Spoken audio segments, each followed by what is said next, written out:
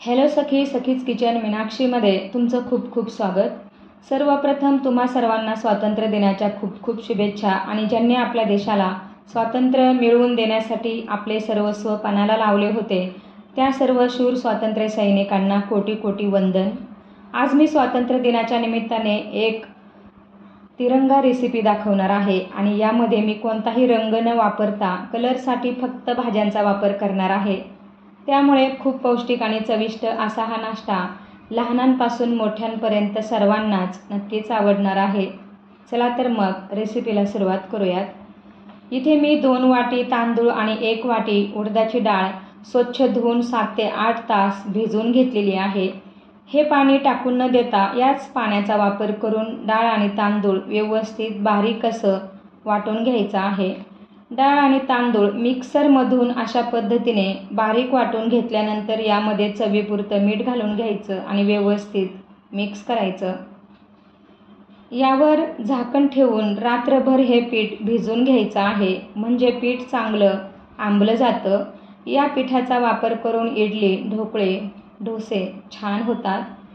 पीठ छानपैकी आंबलेलं आहे। पीठ व्यवस्थित खालीवर करून सारखं करून घ्यायचं आणि या पिठाचे 3 भाग करायचे आहेत। आपण इथे तिरंगा इडली बनवणार आहोत। मी इथे 3 वाट्यांमध्ये पीठ व्यवस्थित विभागून घेतलेलं आहे। केशरी रंग येण्यासाठी समप्रमाणात गाजर, बीट, टोमॅटो घेऊन त्यामध्ये काश्मीरी मिरची, आलं, लसूण, जिरं घालून त्याची एकदम बारीक पेस्ट करून घेतलेली आहे। ही पेस्ट एका वाटीत घालून घ्यायची आहे, जेवढी लागेल तेवढी। रंग चांगला आला पाहिजे अशा पद्धतीने व्यवस्थित घालून घ्यायची। हिरवा रंग येण्यासाठी पालक आणि कोथिंबीर, हिरवी मिरची, त्यामध्ये आलं, लसूण आणि जिरं घालून त्याची सुद्धा मी इथे बारीक पेस्ट करून घेतलेली आहे।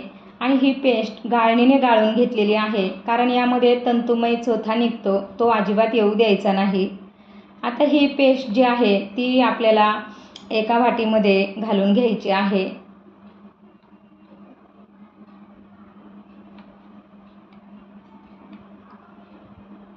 रंग छान आला पाहिजे अशा पद्धतीने मिक्स करून घ्यायचं आहे, चांगलं फेटून घ्यायचं। आता आपलं इडलीसाठीचं पीठ तयार आहे। यामध्ये प्रत्येकी 1-1 चिमूट सोडा घालून फेटून घ्यायचं आहे पुन्हा एकदा। आणि वाट्यांना तेल लावून घ्यायचं आहे। सर्व वाट्यांना व्यवस्थित तेल लावायचं, म्हणजे इडली व्यवस्थित निघाली पाहिजे। सुरुवातीला हिरव्या रंगाचं 2 चमचे मिश्रण घालायचं, त्यापेक्षा जास्त नाही घालायचं, 2च चमचे घालायचं, कारण इडली फुगण्यासाठी जागा हवी असते। एका बाजूला आपण पाणी उकळायला ठेवलेलं आहे आणि आपल्याला ह्या वाट्या उकळत्या पाण्यावर चाळणीमध्ये ठेवायच्या आहेत आणि झाकण ठेवून 2 मिनिटे वाफवून घ्यायचं आहे। फक्त 2च मिनिटे वाफवून घ्यायचं आहे। 2 मिनिटांनी यावर सफेद रंगाचं मिश्रण घालायचं आणि सारखं करायचं आणि पुन्हा एकदा 2 मिनिटासाठी ह्या इडल्या वाफवून घ्यायच्या आहेत।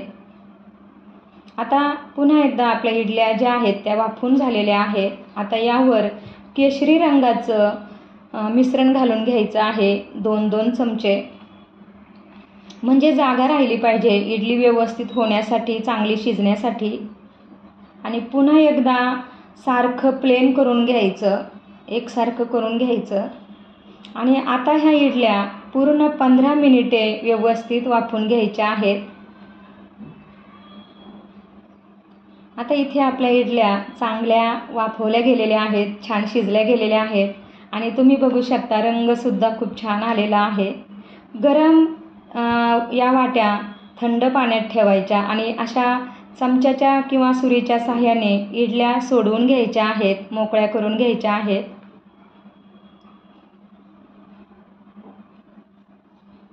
तुम्ही बघू शकता आपल्या ह्या इडल्या किती छान झालेल्या आहेत, एकदम स्पंजी आणि कलरसुद्धा खूप छान आलेला आहे।